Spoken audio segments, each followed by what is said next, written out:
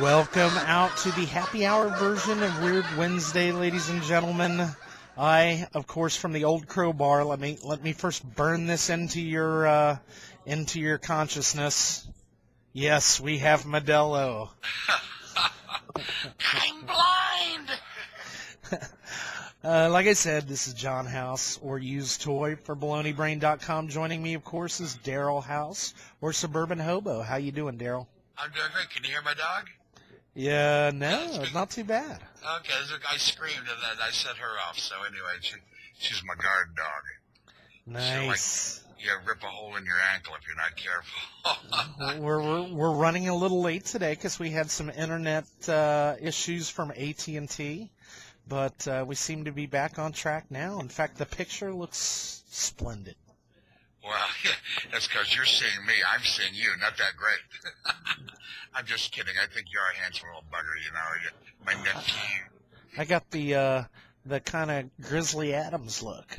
You know what? You're growing up, John. You're getting a little color, and actually, you're losing a little color there. Yeah. I put some blonde highlights in. Yeah. And I have some land for sale out in the Everglades, so I'd like to give you a real good deal on. Well, Hey, what do you have for us? We're ready to go to work here? Yeah, what do you have for us today? Let me tell you about my father, your grandfather always used to say, don't do as I do as I say. That was one of my father's favorite sayings. And today's story that leads off is kind of like one of those stories. It's a police report that says a substitute teacher at a Pittsburgh area high school passed out in class after allegedly being high on heroin. Oh, is that wrong? I think that's wrong. Bellevue Police said, here comes my girl. Bellevue Police said, I love this teacher's name, by the way. Police Sergeant Mike Hudson says 26-year-old Christopher Chiappetta. Nice. The chia pets you get like during the Christmas. I'm wondering if you put water on this guy if something grows up. But anyway, it's in Pittsburgh area. He was arrested after he passed out in front of 11 students. Authorities say they found 4 baggies of heroin in Chiappetta's pocket and marijuana in his car, and then he confessed to using heroin around 6 a.m. Wednesday. Now, when I did heroin, I did it always late at night. I never did it 6 o'clock in the morning. Well, I've never done heroin, but I have been a substitute teacher, and I'm not sure that maybe I couldn't have used a little heroin. I don't know. You know what? I thought heroin was like a lady hero. What do I know? Chiappetta faces several drug charges, as well as endangering the welfare of children. He's out of jail on a $10,000 bond. Take it away. I've got a couple stories today, and when I play them in my head, I get these comical scenes that should have been in a movie.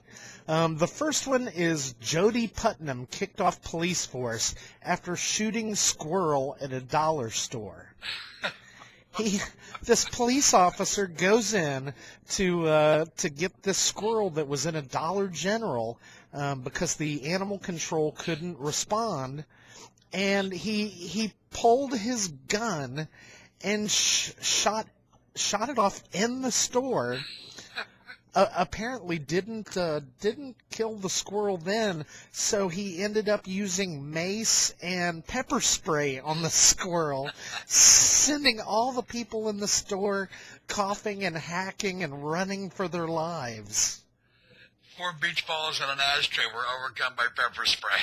I love that story. It reminds me of Barney Fife. Well, it's kind of visual.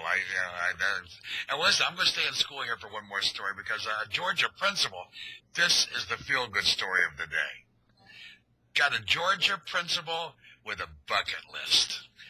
And he's crossing one of the items off of his retirement to-do list by canceling classes due to beautiful weather. Nice. Len McWilliams, headmaster of the Calvary Christian School in Columbus, Georgia, said he wanted to find a positive reason to cancel school before he retires at the end of the year. So he decided to call off classes last Friday for pleasant weather. He said that back in the late 80s, I was calling school off one winter day because of the terrible weather. He said, the thought occurred to me that it would be great to call school off someday because it was too beautiful a day to go to school. Mr. McWilliams, is that his name, McWilliams? I just lost his name here. Yeah, Len McWilliams, my hat is off to you. Well done, sir. Well done. Well, you know, I think when it comes right down to it, the heroin and that might have been on the other teacher's bucket list. So well, this is another one that just plays in my head. A high-ranking member of a once powerful drug cartel in Mexico was assassinated by a gunman dressed as a clown at a children's party. Now, why I find delight in this is because my oldest daughter, now married and with a family of her own, she as a little girl was terrified of clowns, and this scene of Bang Bang the Clown shooting Daddy is, even though he was, you know, part of a drug cartel, boy, I'm guessing they traumatized some kids during this. Oh, yeah. And who would have suspected the clown? It's always the butler. Yeah, that's what I mean. It's Bang Bang the Clown. Ooh. Funny how you and I, we don't usually talk about these stories before we jump into doing this program here. And it's odd how often we find similarities, because my last story is about names in the news. And in separate incidents of suspected thefts in Belo Horizonte, Brazil in January, all within the month of January, police arrested John Lennon Ribeiro Sequeira, John Lennon Fonseca Ferreira, and John Lennon Cardargos Gomez. They just arrested for thieves. Also convicted for drug possession in May in Rockland County, New York, Mr. Genghis Khan, who was 23 years old. Nice. The third part of this story is charged with carjacking in July in Hilo, Hawaii, Mr. Al Capone Cruz Bayless. Al Capone is one word, A-L-K-P-O-N-E. Al Capone Cruz Bayless. He's 19. And then this one, I think everybody saw this a month ago because this was so ludicrous. But Mr. Bizao Dudu Zappity Bop Bop, I think we had him on. You did a story on that. He was featured in the news of the Weird after his December 2011 drug arrest in Madison, Wisconsin. Arrested on drug charges. Also arrested on drug charges in Washington County, Iowa. This is another crazy one. That's Zippity Bop Bop. That's Mr. Bizao Dudu Zippity Bop Bop Bop Bop Bop Bop Bop Bop Bop. Da da da da da. 2 bits. Names in the news. I was going to change my name to that. I was thinking about that. Ron Nielsen accidentally set self on fire burning a cross for Halloween. Yes, a Florida man who got a nice Halloween display for the neighbors, and part of it had a cross surrounded by candles in his yard. Well, what he decided to do was he poured gasoline over the cross and candles, and then when he lit one of the candles, the whole thing went up in flames along with Nielsen. His wife was able to extinguish the blaze, but Nielsen suffered second-degree burns. Did I mention he was a Florida man? No, I thought this was back in Columbus, Georgia.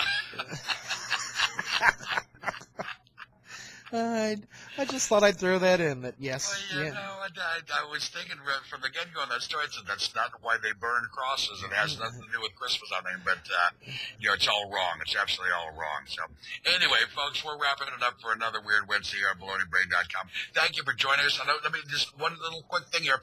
We got a big thank you from Joe Bridges, who gave us the story last week. Gave us the tip about the dead guy in Ohio who's not really dead according to the state of law. So anyway, we want to encourage folks, if you have the lead on a story, send it to our comments and on our sidebar here on BaloneyBrain.com. Join us on Facebook. What else you want to tell them about this? If the guy who's not dead was he yelling, "It's Soylent Green! They're eating people!" It's Zombieland. Thanks, folks. You all have a great week. We'll see you next time. Thanks for joining us here at BaloneyBrain.com. Bye-bye.